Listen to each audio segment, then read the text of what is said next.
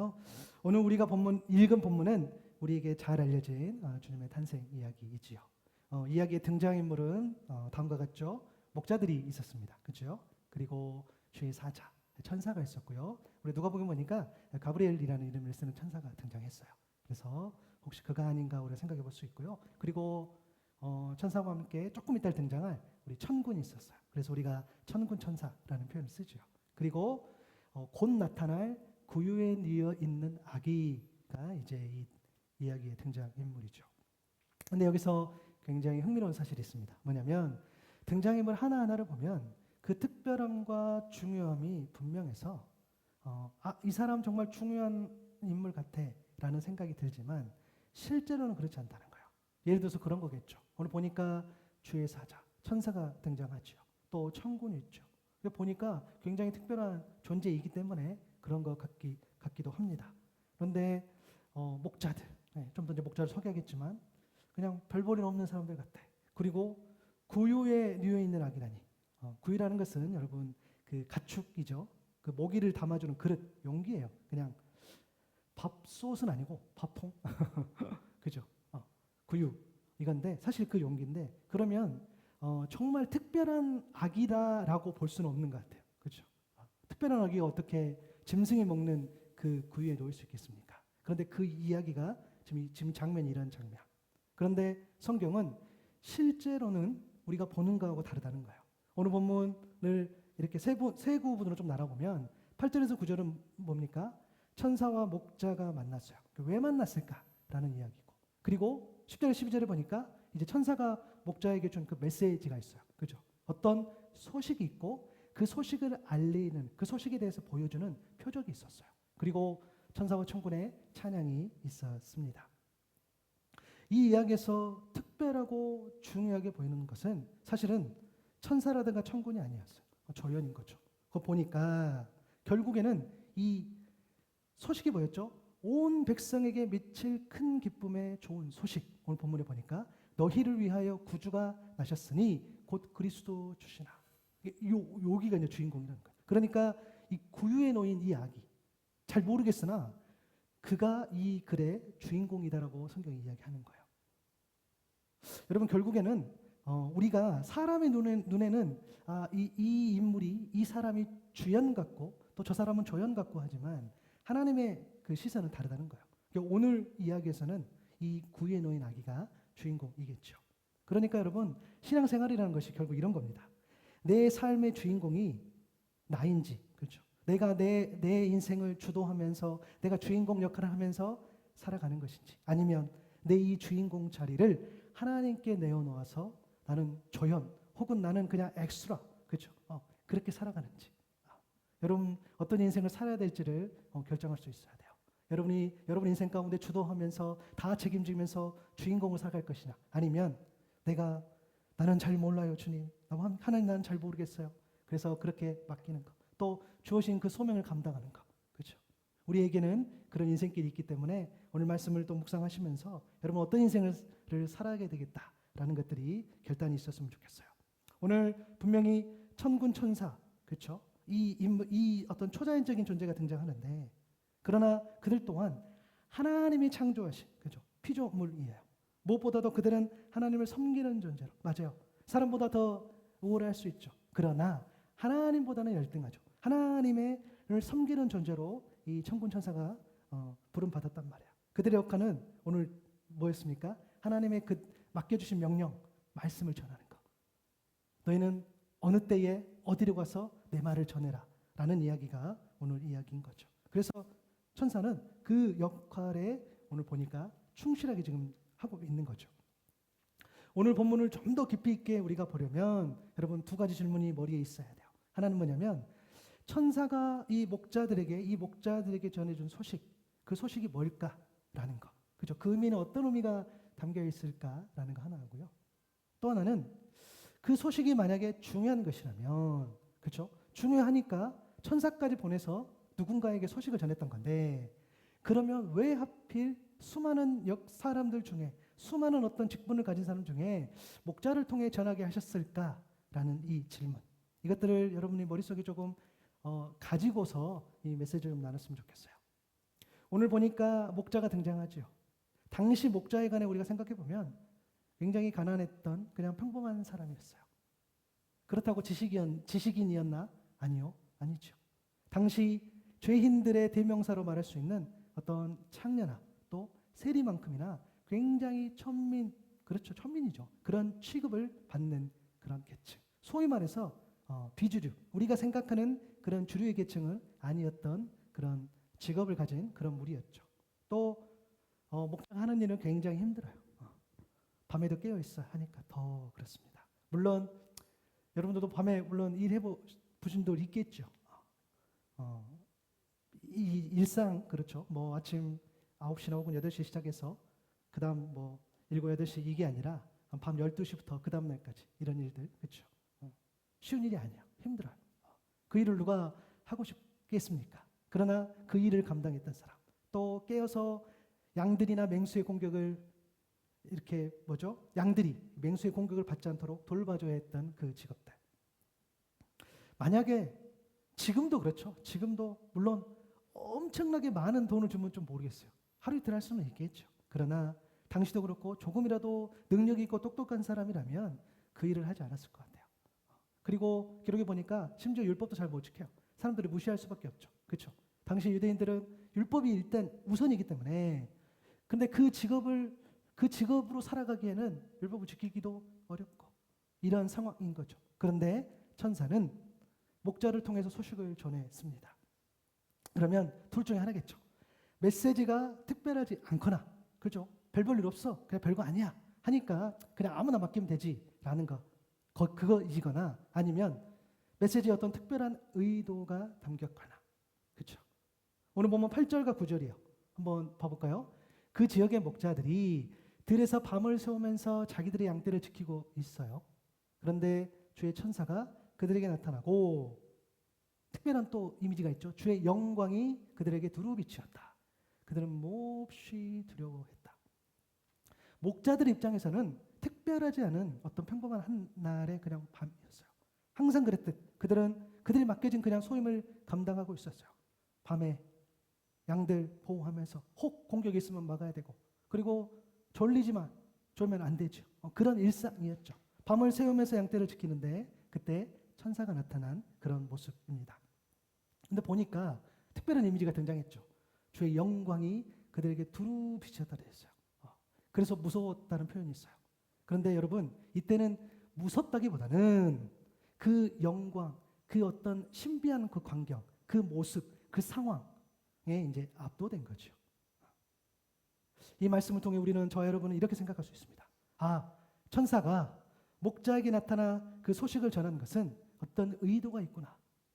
그렇게 할 수 있어요. 왜? 그냥 온 게 아니라 주의 영광이 그를 두루 비쳤다고 성경에 기록되어 있어요. 여러분 그 영광이 뭘까? 요한복음 1장 14절의 말씀을 한번 보면 우리 한번 같이 읽어볼까요? 시작. 말씀이 육신이 되어 우리 가운데 거하심에 우리가 그의 영광을 보니 아버지의 독생자의 영광이요 은혜와 진리가 충만하더라. 아멘. 여러분 이 영광은 이때의 영광 우리가 읽었던 이 영광은 헬라어로 독사라는 표현을 써요. 그리고 히브리어는 카보드라는 표현을 쓰는데 이 영광이라든가 영광 이 명예 또 존귀 또 풍부 또 무거움이라는 의미를 가지고 있어요. 이 의미가 하나님께 사용되면 하나님의 가장 영광스럽고 가장 고귀한 상태를 의미해요. 우리가 말로 설명할 수 없으나 그렇죠? 그게 경험으로 알 수 있는 거죠. 하나님의 가장 영광스럽고 고귀하고 존귀하고 가치 있는 그 상태. 출애굽기 16장 10절에 보니까 아론이 이스라엘 자손의 온 회중에 말하며 그들이 광야를 바라보니 여호와의 영광이 구름 속에 나타나더라. 구약의 말씀에서도 하나님의 영광이 이스라엘 백성에게 임했던 그런 모습이 있죠. 하나님의 그 존재 자체, 그러니까 하나님의 임재하시는 그 자체가 하나님의 영광인 줄로 믿습니다. 그 영광의 본질은 바로 하나님이요 하나님의 성품. 그래서 하나님이 임재하시는 것 자체가 그것 자체가 우리 소위 말하는 그 영광이 된다는 겁니다. 그렇죠? 그래서 여러분 사람이요. 여러분 영광이란 뜻 말씀드렸죠. 어떤 명예, 무거움, 어떤 존귀함들을 이야기했죠. 그래서 사람이 스스로 마치 하나님의 영광처럼 뭔가 어떤 그 명예라든가 어떤 영광이라든가 이런 것들을 스스로 그것들을 추구했을 때는 여러분 죄송해요. 100점 100패.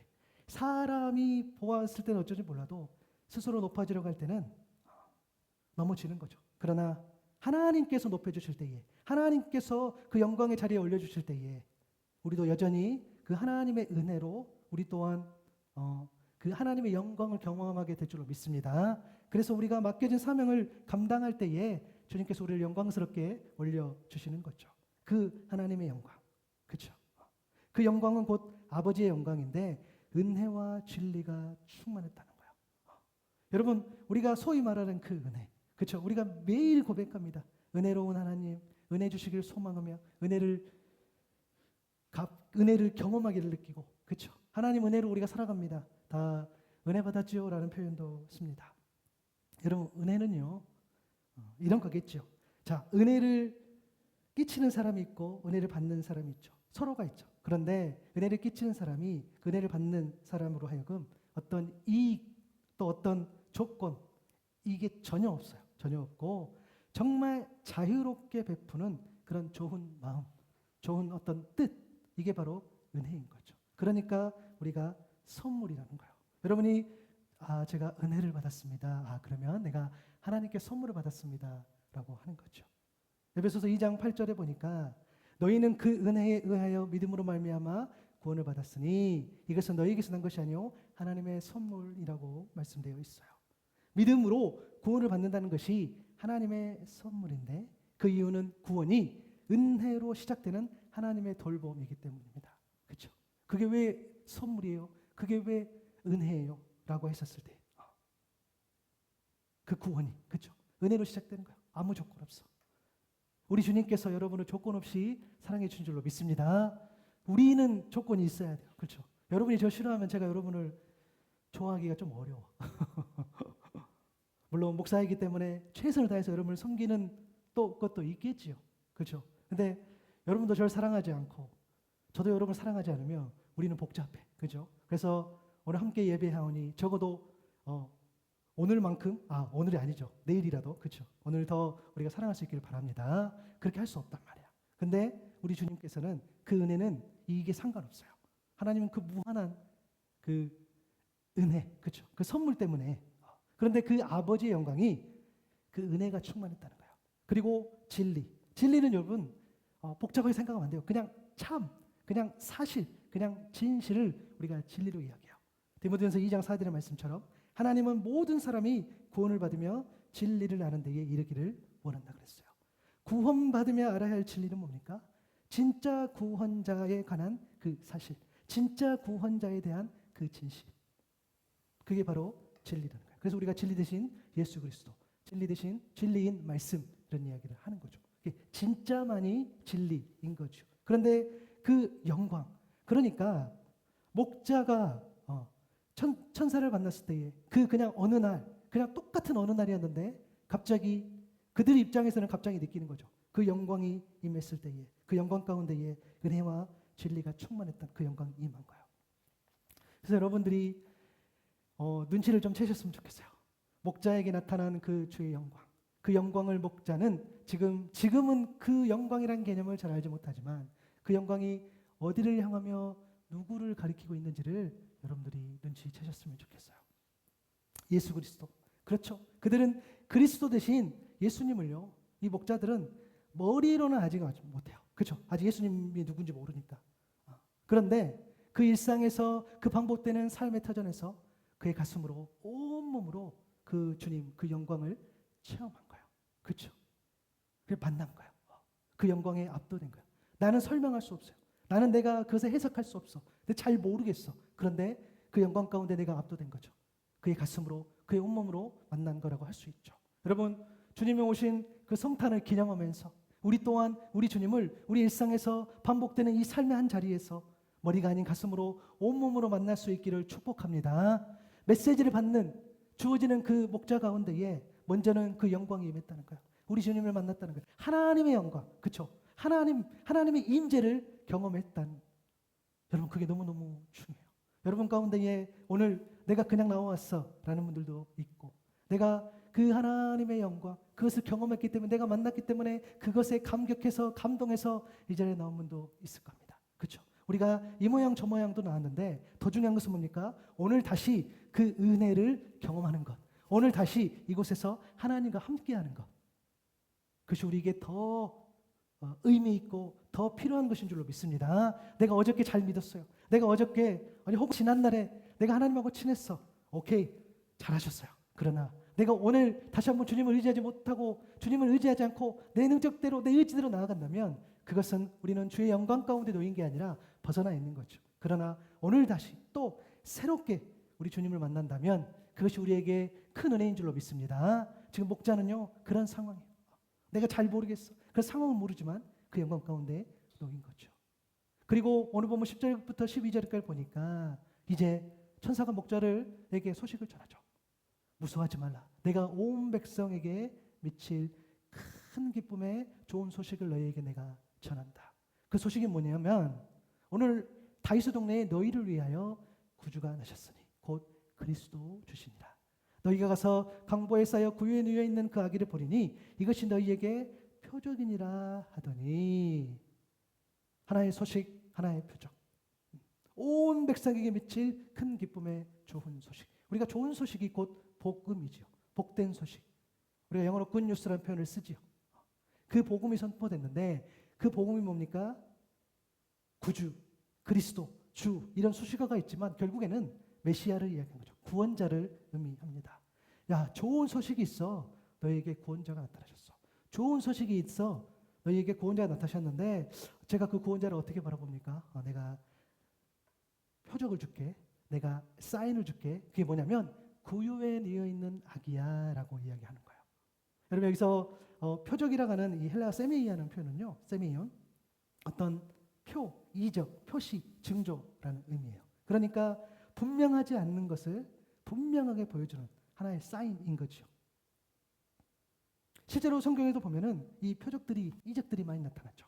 예수 그리스도, 그분이 정말 구원자이심을 나타냈을 때에 이 표적이란 표현을 사용해요. 그래서 여기에서는 천사가 전하고자 하는 그 메시지의 본뜻, 그 메시지의 본뜻이 뭘까 했을 때에 구유에 뉘어 있는 아기, 그렇죠? 그것을 이렇게 표적으로 줬다는 거예요. 그러면 여러분 우리는 그렇게 말할 수 있어요. 아니 우리가 이제 복음서를 읽었으니까 성경에 보면 예수님의 어떤 표적들, 그렇죠? 여러분 막 병을 고쳤어요. 와, 예수님 너무 구원자시다. 풍랑을 막 잔잔하게 했어요. 맞아요. 또 오병이어를 통해서 수많은 사람을 먹였어요. 맞아요. 그것을 보면 우리가 그 모습을 보고 아 맞다, 그리스도 구원자시다, 하나님의 아들이다 우리가 보죠. 그러나 오늘 메시지를 보니까 세상의 가장 큰 표적이 구유에 뉘어 있는 아기라는 거예요. 그렇죠? 그러면 맞아요. 구유에 뉘어 있는 이 아기가 우리에게 어떻게 가장 큰 표적이 될 수 있느냐? 그것이 예수 그리스도가 사람의 몸으로 이 땅에 오신 것, 그게 우리에게 가장 큰 표적이 될 줄로 믿습니다. 이것을 우리가 알아야 된다는 거예요. 우리가 이것을 머리로 하는 것이 아니라 가슴으로 알아야 되는 거예요. 하나님께서, 우리 주님께서 인간의 몸으로 오셨다, 이 땅에 오셨다. 여러분 그 감동, 그 감격이 없으면 크리스마스 뭐 트리 그냥 이랬어. 그러니까 연말 됐구나. 그렇죠? 사람들하고 똑같은, 여러분을 뭐 사람들하고 똑같이 뭐 한다고 그런 의미가 아니에요. 그렇죠? 우리는 축하할 수 있어요. 서로 선물도 교환하고, 여러분 아시겠지만 오늘 점심에 맛있는 거 먹어요. 할렐루야. 우리 축하하고 다 할 수 있어요. 그러나 그 이면에, 그 본질에는 우리가 왜 그렇게 어떤 이유로 우리가 서로 즐겁고 기뻐하는지 알 수 있단 말이야. 우리 하나님 한 번도 그런 적이 없어요. 너희들 잘 모여서 잘 먹고 잘 지내는 거 하나님 너무 좋다고 늘 말씀하셔요. 근데 하나님이 늘 말씀하신 뭐냐면, 근데 왜 모여서 하는 건지, 정말 너희들 나 사랑해서 모인 거 맞니? 이것을 물어보시는 거죠. 그 표적을 이야기했어요. 그런데 오늘 보니까 그 구유에 뉘은 악이 있잖아요. 그것만 보서는 이 목자들도 그렇고 그냥 우리가 봤을 때, 그냥 객관적으로 봤을 때 그게 어마어마한 하나님의 엄청난 능력이다 이렇게 보이진 않아요. 그렇죠? 정말로 그리스도가 오셨다면 그 이 조그만한, 그 정말 허접한, 그렇죠? 이 아무것도 아닌 그곳에 뉘어 있다, 이게 이렇게 보이지 않아요. 그러니까 소식과 표적 사이에 엄청난 거리감이 느껴지는 거죠. 그렇잖아요. 왠지 모르겠어요. 그 구유가 뭐 금으로 돼 있거나 아니면 세상에 없는 어떤 뭐 물질로 돼 있거나, 아니면 정말 그 누가 봐도, 그렇죠? 사람들을 누가 봐도 그 높은 분이구나 하는 그런 거라면 모르겠는데 그게 아니란 말이에요. 그런데 거기에다가 천군 천사들은 그 소식을 전면서 하나님을 찬양했던 장면들이 나옵니다. 오늘 본문 13절 14절이죠. 우리 한번 같이 읽어볼까요? 시작. 호련히 수많은 천군이 그 천사들과 함께 하나님을 찬송하여 이르되 지극히 높은 곳에서는 하나님께 영광이요 땅에서는 하나님이 기뻐하시는 사람들 중에 평화로다 하니라. 아멘. 하나님께 영광이 된다는 것은 그 아버지의 영광, 은혜와 진리가 충만한 그 영광이지요. 사람들 중에 평화, 그 평화가 곧 너희를 위하여 구주가 나셨다는 거예요. 우리는 자꾸 평화를 위해서, 그렇죠? 이제 계속 하겠지만 우리가 그냥 인식할 때는, 우리가 평화를 이야기할 때 그 평화를 이루기 위해서 뭔가를 해야 된다라는 생각을 하죠. 맞아요. 틀린 말은 아니죠. 그러나 하나님이 이 땅에서는 하나님이 기뻐하는 사람 중에 평화로다. 그러니까 구원자의 존재 자체, 구원자가 이 땅에 오심으로, 그렇죠? 그것이 온전한 평화를 이룰 수 있다는 것. 그러니까 평화의 핵심은 그리스도, 복음이라는 거죠. 이것들을 우리가 알아가는 것들이 신앙생활인 거죠. 그러면 천사가 전한 좋은 소식을 우리가 정리할 수 있죠. 온 백성에게 미칠 큰 기쁨의 좋은 소식이 있는데 그것은 너희를 위하여 구주가 나셨어. 그런데 그 구주는 곧 그리스도, 메시아야. 이것은 하나님께 영광이고 땅에서는 하나님을 기뻐하시는 사람들 중에 평화야. 이렇게 이야기를 합니다. 이게 이제 목자들이 바른 메시지이지요. 근데 여러분 이 소식 안에는요 또 우리가 이 소식에 대해서 더 깊이 알려면 좀 몇 가지 또 내용이 필요해요.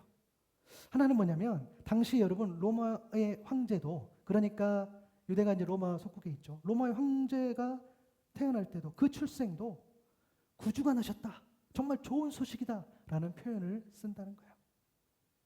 하나님은 여러분 사람의 역사, 인간의 역사를 외면하지 않으세요. 그렇죠? 그러니까 자꾸 여러분 여기 이 성경에 나온 이야기를 우리가 막 옛날 이야기다 보니까 이게 막 신화같이, 에이 그 옛날 이야기야, 그냥 다 지어낸 이야기야, 우리가 그렇게 온전히 못 믿으니까 세상 사람도 못 믿는 것 같다는 생각이 들 때가 많아요.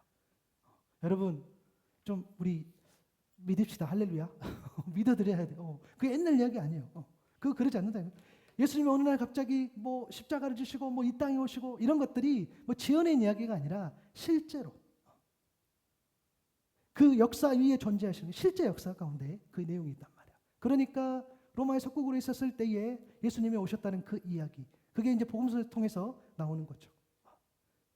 그래서 이들이, 그러니까 이 메시지를 들었던 이들이 구별을 할 필요가 있었어요. 그러니까 이 이야기를 하는 거죠.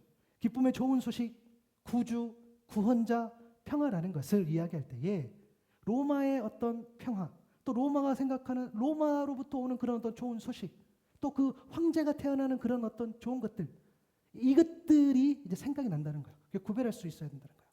이런 거죠. 여러분에게 좋은 소식이 뭐냐는 거예요. 나에게 좋은 소식이 뭐고? 여러분, 저에게 좋은 소식이 뭐겠어요? 개척교회 대답하세요. 저에게 좋은 소식이 모르겠어요. 간단해요. 여기 많이 앉으면 좋은 소식이죠. 할렐루야. 여러분이 나 더 많이 사랑하고 누군가 저를 더 지지하고 또 우리 카페가 장사가 잘 되면 그게 저에게 좋은 소식이겠죠. 이런 것들. 근데 그게 좋은 소식이 아니잖아요. 오늘 분명히 천사를 통해서 온 좋은 소식은 뭐였습니까? 그리스도 구주. 그 구에 니은하기가 좋은 소식이야. 오늘 이렇게 이야기하는 거예요. 여러분 이 평화를 이야기할 때 도대체 그래요. 그러면 하나님께 영광이 닿게 됐다고 했지만 그러면 이 평화라는 게 뭐냐는 거예요. 당시 여러분 팍스 로마나라는 표현이 있어요. 그것은 로마의 평화라는 의미인데 여러분 로마의 평화는요. 폭력으로, 힘으로, 강력한 군사력, 통치력으로 그 어떤 평화의 번영을 유지했던 그 시대, 그걸 이야기하는 거예요. 맞아요. 여러분 눈으로만 보면 우리가 생각해 보면 굉장하죠. 로마의 평화는 굉장해요. 다 그들이 힘으로 정리하고 부수고 그래서 자기들의 힘으로 눌러서 안정과 번영을 누리면 그래요. 그때 당시에는 전쟁이 안 날 수도 있겠죠. 그리고 심지어 속국의 문화까지 포용하려고 그들은 애를 썼습니다. 맞아요. 인정하는 거죠. 단지 로마 황제를 무시하면 안 되는 거죠. 그런 것들. 그러나 그 이면을 뜯어보면 온갖 거짓, 폭력. 여러분 그게 말이 안 되잖아요. 평화를 위해서 사람을 죽이고 평화를 위해서 무기를 만들고 사실은 맞지 않아요. 그러나 우리는 그렇게 살아가고 있고 그때 당시도 똑같았다는 거예요. 사람들이 더 고통받고 사람들이 더 힘들어하고 했지만 여전히 박스 로마나 로마의 평화, 우리의 힘으로 우리의 어떤 법으로 뭔가를 정리했다라는 그것들. 그러니까 도대체 이 땅의 평화라는 것이 무엇일까라고 고민했을 때에 맞겠죠. 나에게 평화는 내가 잘 먹고 잘 사는 것. 나에게 평화는 나의 어려움들을 좀 이겨내는 것. 나에게 평화는 내가 뭔가를 얻어서 내가 더 부유해지는 것. 뭐 이런 것이겠죠. 그래서 분별이 필요하다는 겁니다. 그럴수록 전쟁도 일으키고 인간의 존엄성은 무시되고 그런 상황일 때 그때에 우리 주님께서 오셨다는 것이 평화다라고 이야기를 하는 거예요. 여기서 말하는 평화는 여러분 분명합니다. 성경에 말하는 평화. 세상과 무조건 달라요. 그래서 여러분 복잡하게 생각하기 필요 없어요. 여러분이 괜찮다는 것, 세상 사람 좋다고 하는 것은 다 하나님 뜻이 아닐 수 있어요. 할렐루야. 여러분 복잡하게 생각하지 마세요. 여러분 무시해서 그런 거 아니에요. 내가 내 마음에 드는 거, 이랬으면 좋겠어. 저랬으면 좋겠어. 라는 것은 어쩌면 내 욕심 가운데, 내 욕망 가운데 놓인 것들. 그리고 무조건 맞아요. 세상 사람들이 열광하고 세상 좋아하는 것들은 어쩌면 그렇죠. 성경이 말하는 것과 멀어지는 것들일 가능성이 높단 말이에요. 그렇죠. 사탄이 그렇게 방법을 쓰고 있어요. 그래서 우리는 더 메시지를 보면서 이 성경을 보면서 온전한 평화가 뭔지를 알아가고 또 온전한 영광이 뭔지를 알아가야 되는 거겠죠. 그렇죠. 그래서 신앙생활이라는 것이요. 사실은 힘들죠. 왜냐? 이런 관점, 이런 가치관, 내 인격, 내 전 인격을 어때요? 바꾸는 과정이에요. 갑자기 좌절되죠. 안 바뀌는데. 맞아요. 안 바뀌어요. 안 바뀌는 것 같아요. 그러나 우리 주님을 깊이 만났을 때에 우리가 바뀔 줄로 믿습니다. 그리고 여러분들 바뀌어가기 때문에 그런 과정 가운데 놓여있기 때문에 오늘 예배에 또 나오신 거 아닙니까? 그렇죠. 그리고 그 과정이라고 우리가 믿는 거죠. 그래서 세상이 말하는 평화, 그러니까 오늘 구에 놓인 그 아기가 오셨을 때 그 평화는 세상이 말하는 평화 아니구나 라는 것들을 반드시 우리가 기억해야 되고요. 또 하나는 뭐냐면 이 약속, 이 소식이 어느 날 갑자기 떨어진 게 아니라는 거예요. 어느 날 갑자기 들판에 있는데 소식이 전해져서 뭐 전하고 천사가 이렇게 오고 뭐 천군 천사가 찬양하고 이런 것들이 어느 날 갑자기 우연적으로 일어나는 일들이 아니라는 거예요. 저와 여러분이 오늘 여기서 함께 예배드리는 것은 하나님께서 오래전에 계획하신 그 예배인 줄로 믿습니다. 아멘 하셔야 되는데요. 그렇게 믿어요. 저는 오늘 너무 감사해요. 우리 한 형제가 오늘 점심에 우리가 또 귀한 식사를 대접해서 이런 날이 올 줄 몰랐어. 할렐루야. 감사해요. 물론 이 식사를 잘 먹고 또 한국으로 출발하는 우리 또 아쉬움도 있지만 그런 가정이 있어서 아쉽기도 하지만 그러나 이것 또한 하나님께서 우리 가운데에 예비된 그런 예배요 만남이요 그런 관계인 줄로 믿습니다. 그렇기 때문에 이 약속 그러니까 그 소식이 담겨있던 그 약속이 아주 오래전부터 그것은 선지자 미가 또 선지자 이사야로부터 그들은요 주전 8세기에 활동했던 선지자들 그러니까 거의 700년도 넘는 이야기 그 이야기 가운데에 예언됐던 이야기가 하나하나 성취된다는 거예요. 자, 몇 구절을 좀 보는데 여러분 이 메시지를 그냥 우리가 특별한 해석이 없어도 돼요. 우리가 충분히 이해할 수 있어요.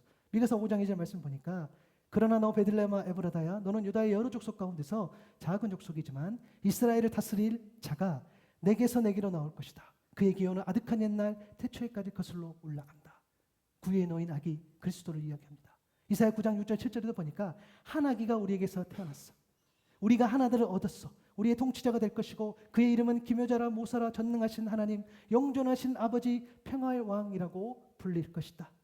그의 왕권은 점점 더 커지고 나라의 평화도 끝없이 이어지고 그가 다윗의 보좌와 왕국 위에 앉아서 이제부터 영원히 공평과 정의로 그 나라를 굳게 세울 것이다.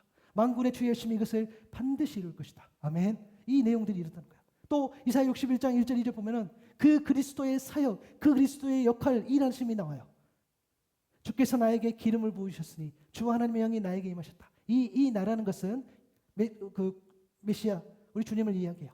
주께서 나를 보내셔서 가난한 사람들에게 기쁜 소식을 전하고 상한 마음을 싸매주고 포로에게 자유를 선포하고 갇힌 사람에게 석방을 선언하고 주의 은혜의 해와 우리 하나님의 보복의 날을 선언하고 모든 슬퍼하는 사람들을 위로하게 하셨다. 아멘. 여러분 복음서 내용이 있는 그대로 다 하나도 빠짐없이 다 이루어졌다는 거예요. 그렇죠? 여기 보니까 가난한 사람들에게 기쁜 소식을 전했다는 이야기. 오늘 이 이야기가 또 매치가 되는 한 부분이기도 하죠. 여기서 우리는요, 왜 하나님이 천사를 보내어서 그 소식을 전할 때 목자를 택하셨는지를 우리가 또 가늠해 볼 수 있어요.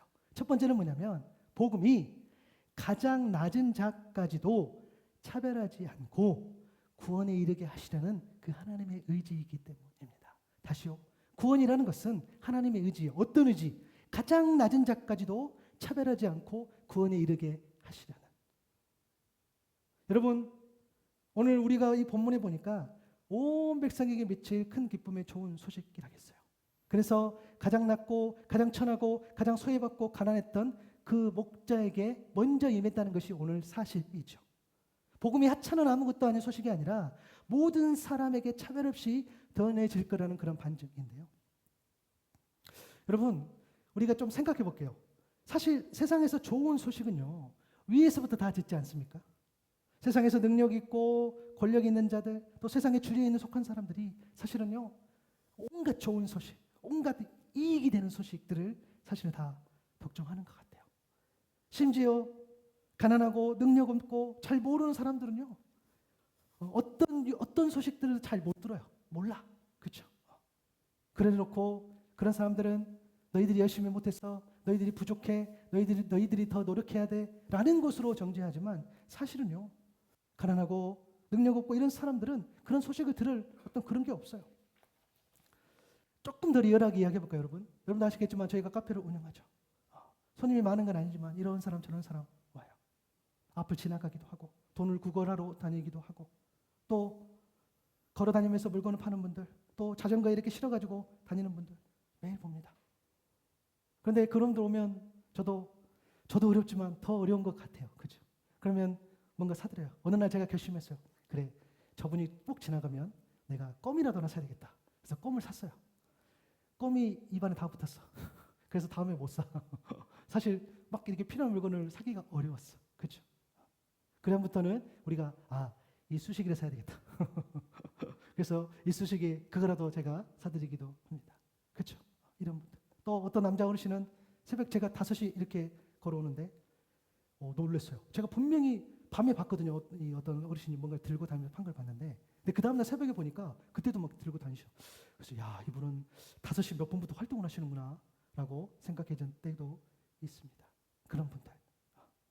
또 몸이 불편해서 일을 하기 어려운 누군처럼 보이는 그 사람들, 밤이면 서성이고 앞에도 맥주집, 뒤에도 맥주집, 이런 데서 이렇게 그걸 하죠. 이런 또 친구들도 보게 됩니다. 지난번에 한 번은 또 아내가 불러서 떡볶이도 주기도 했습니다. 어떤 그런 분들. 저희도 마찬가지겠죠. 사실 가난한 부류도라고 생각하게 돼요. 지난주에 현타가 왔어요. 왜냐하면 송구영신 예배 촬영 이렇게 하는데 비싸. 그죠? 밤에 써야 되고 또 자정에 써야 되고 31일 1일 넘어가니까 비싸더라고요. 생각보다. 그런데 그 가격이요, 알고 보니까 저희가 이 오뎅을 80개를 팔아야 돼. 할렐루야. 아니, 우리가 오뎅 하나, 두 개 팔고 있는데 그걸 80개를 팔아야지 그날 차량을 이렇게 할 수 있는 그 돈이 되는 거야. 여러분, 돈이 없어서 뭐 그런 얘기가 아니라, 없기도 하지만 뭐 그런 얘기가 아니라, 여러분, 그게 사실이에요. 현타가 오는 거예요. 그렇죠? 여러분, 하루하루 살아가는 사람들, 정말 가난한 사람들에게요, 사실 좋은 소식이라는 게 딱히 없어요. 그냥 살아갈 경우가 많아요. 그냥 하루 먹는 거, 그냥 하루 살아가는 거. 그리고요, 결정적으로 그걸 뭐가 있냐면, 여러분, 그렇게 가난하고 소외되고 하는 사람들에게 여러분 말을 걸어보신 적이 있나요? 한 번도 없었던 것 같아요. 그렇죠? 물론 여기서는 힘들어. 말이 안 통하니까. 그렇죠? 미안하긴 해요. 그런데 설령 말이 통한다고 해도 모습이 깨재재하고 냄새가 나고 구걸하고 가난하고 힘들고 몸이 불편하고 이런 사람들에게 우리가 특별히 어떤 이야기를 하지 않아요. 않는 것 같아요. 여러분, 너무 이렇게 오해하지 마십시오. 너무 감정 모임 안 하셔도 돼요. 그냥 우리가 사실을 이야기하는 거예요. 그게 잘못됐다는 게 아니라 그냥 우리의 일상인 거예요. 우리가 막 그렇게 너무 행색이 초라하고 없어 보이는 그런 사람들, 그렇게 생각하면 안 되지만 그냥 그렇게 보이는 거예요. 그런 사람들에게 어떤 특별한 이야기를 하나? 아니요. 안 하는 것 같아요. 여러분, 예수님이 왜 목자에게 왔을까? 아무도 그에게 어떤 이야기를 하지 않아요. 예수님, 우리 주님께서 그 의지가 없었다면 내가 그 가난한 자 아무도 그 이야기 하지 않는 그들에게 내가 소식을 전해야 되겠다 하는 그 의지, 복음이 단 한 사람도 차별하지 않고 품어야 되겠다는 그 의지가 없었다면 그 연약한 자, 그 아무도 사람에 관심 없는 자에게 그들에게 무슨 소식을 전할까? 오직 주님만이 그 허물을 깬 줄로 믿습니다. 그냥이 아니라는 거예요. 왜 예수님께서 그 연약한 그 죄인들에게 메시지를 전하고 아무도 그들에게 어떤 소식을 전하지 않아요. 아무도 그들에게 어떤 가치 있는 거, 어떤 유익한 거 전하지 않는 것 같아요. 저도 그렇고 여러분도 그렇고. 그런데 오직 우리 주님만이 그 목자, 사람들은 아무도 관심 없는 그들에게 예수님께서 나아가셔서 그 소식을 전한 거죠. 왜? 단 한 명도, 단 한 영혼도 실족하지 않아야 돼요. 모두가 다 구원에 이르는 것이 하나님의 뜻이기 때문에 복음을 향한 하나님의 의지가 담겨 있다는 거죠. 여러분, 로마서 1장 16절에 보니까 우리가 잘 아는 말씀이죠. 우리 같이 한번 읽어볼까요? 시작. 내가 복음을 부끄러워하지 아니하노니 이 복음은 모든 믿는 자에게 구원을 주시는 하나님의 능력이 됨이라. 먼저는 유대인에게요 그리고 헬라인에게로다. 아멘. 여러분, 분명히 말씀하셔요. 이 복음은 모든 믿는 자에게 구원을 주신 하나님의 능력인 거예요. 차별이 없는 거죠. 그렇죠? 이때 먼저는 유대인에게요 그리고 헬라인에게는 뭐냐면 유대인 입장에서는 유대인하고 이방인이야. 그러니까 온 인류를 이야기한 거예요. 온 세상 사람들 한 명도 빠짐없이 다 모두 다 상관 있는 소식이라는 거죠. 복음에는 지고와 빈부귀천을 막론하고 믿는 자를 구원하시는 능력이 되기 때문이지요. 아무도 어떤 이야기를 해주지 않고 듣지 못한 그들에게 예수님이 가장 먼저 소식을 전함으로 우리를 위해 이 땅에 오신 그리스도께서 그래서 그 복음을 전하고자 정말 그들에게 아무도 손 내미지 않는 그들에게까지도 내가 좋은 소식, 복된 소식, 내가 너희를 살리러 왔다는 그 소식을 전하고자 하는 그런 의지. 그래서 목자를 통해서 메시지를 전하게 된 줄로 믿습니다. 그것은 우리 주님의 강력한 의지였다는 거예요. 우리 얼마 전에 묵상했던 내용이죠. 마태복음 1장 21절부터 23절까지 보면 그 이름은 예수라고 했어요. 그가 자기 백성을 그들의 죄에서 구원하실 것이다. 이 또한 예언자를 시켜서 이르시기를 보아라 동정녀가 잉태의 아들을 낳을 것이니 그의 이름을 임마누엘이라 할 것이다 하신 말씀을 이루려고 한 것이다. 임마누엘 번역하면 하나님이 우리와 함께 계시다는 뜻이다. 아멘. 그 복음, 그 구주가 오신 거죠. 복음이란 예수님이 죄인들을 위해 구주로 구원자로 직접 이 땅에 오셨다는 거예요. 저와 여러분을 위해서. 아멘. 죄로 인해 죽을 수밖에 없는 그 이야기들. 여러분 자꾸 교회 가니까 죄인 죄 이야기하더라. 여러분 교회 가야서 들을 수 있습니다. 요즘 가슴 아파요. 교회 가서도 네가 죄인이야 이런 말을 잘못 들어. 죄송해요 여러분. 우리가 죄인이야. 그건 어쩔 수 없어. 들으셔야 돼. 우리가 회개하지 않고 우리가 돌아서지 않으면 그것은 우리의 신분을 바뀔 수가 없어. 그것은 명백한 사실이야. 그런데 그 문제를 해결하러 우리 주님께서 오셨다는 거죠. 그래서 이 사건, 이 영광, 이것이 하나님께 영광이고 그 은혜를 받게 된 사람에게 평화가 되는 거예요. 우리에게 비로소 평화가 오는 거죠. 그 소식을 들음으로, 그 소식을 만남으로, 그 소식을 경험함으로. 그래서 예수님께서 낮고 천한 자리 거기에 직접 가셔가지고 아무도 이야기하지 않는 그들에게 더 낮아져서 인간의 모습으로 그들과 화목해서 완전한 평화를 위해서. 그래서 우리 주님께서 오신 줄로 믿습니다. 그래서 이 목자에게 소식을 전한 거예요. 그리고 또 한 가지 이유가 있는 게 뭐냐면 여러분 이 복음을 대하는 목자들의 태도 때문이에요. 여러분 목자들의 태도가 어디 나왔습니까? 사실 오늘 본문 그 이야기 보면은 너무너무 간단해요. 사실은 너무너무 단순해요. 누가복음 2장 15절부터 15절, 16절, 17절, 20절에 보면은 그들이 이제 천사들이 가고 나서 목자들이 서로 말하기를 베들레헴으로 가서 주께서 우리에게 알려주신 바 일어난 그 일을 봅시다 하였어요. 뭡니까? 들은 소식이 이루어졌는지 이들이 보려 하는 거예요. 확인하려 한 거예요. 정말 실현됐는지, 실현되면 어떻게 됐는지 이 관심. 16절을 보니까 그래서 그들은 급히 달려갔다 그러죠. 이렇게 보면 시간이 많이 이렇게 흘렀다고 보기는 어려울 것 같아요. 거의 즉시로 이 반응을 한 것 같아요. 달려가서 방법은 모르나 어디든지 모르나 마리아와 요셉과 구에 누워있는 아기를 정말 찾아낸 거죠. 그리고 17절에 보니까 그들은 아기를 보고 나서 이 아기에 관하여 자기들이 들은 말을 그들에게 알려주었다는 거예요. 그리고 20절에 보니까 목자들은 듣고 본 것이 다 자기들에게 일러주신 것과 같았기 때문에, 내가 다 그것을 보고 확인했기 때문에 하나님께 영광을 돌리고 찬미하면서 돌아갔다라는 것이 이 목자들의 스토리 끝이요. 이때 한번 나오거나 안 나와요. 끝난 거죠. 그들의 사역. 주님이 이 모습을 쓰신 거예요. 여러분, 목자들의 태도가 뭐죠? 들은 소식이 이루어지는지 보려 했죠. 확인했죠. 그리고 그 들은 소식을 어떻게 해요? 전했어요. 그리고 그 모든 일에 대해서 찬양했다는 거예요. 여러분, 우리는요, 일상에서 이런 공적인 예배 또 개인적인 예배를 통해서 말씀을 읽고 듣습니다. 여러분, 듣는다는 말이 좀 모호할 수 있는데, 우리가 말씀을 읽으면서 들었다는 것은 뭐냐면, 말씀을 읽었을 때에 내면에 울리는 그런 떨림, 그런 내적 확신을 말해요. 하나님께서 말씀하신 것 같아요. 이렇게 하면 여러분 그렇게 물어보셨잖아요. 정말 그렇게 말씀하시던가요? 아니요, 그렇게 말씀 안 할 때가 더 많아요. 그게 아니라 나에게 주신 내적인 확신이 있는 거죠. 여러분, 제가 설명했죠. 영적인 거, 그렇죠. 우리가 인격적으로 예수 그리스도를 만난다는 건 뭐냐면, 내가 이렇게 생각하는 거, 내가 분명히 이렇게 생각하는데 하나님이 이렇게 하시는 것 같다. 내 머리로는, 내 경험치로는 분명히 이렇게 생각하는데, 아니, 하나님 이렇게 말씀하시는 것 같아. 이걸 이야기하는 거겠죠. 바로 그것을 이야기하는 겁니다. 듣는다는 거.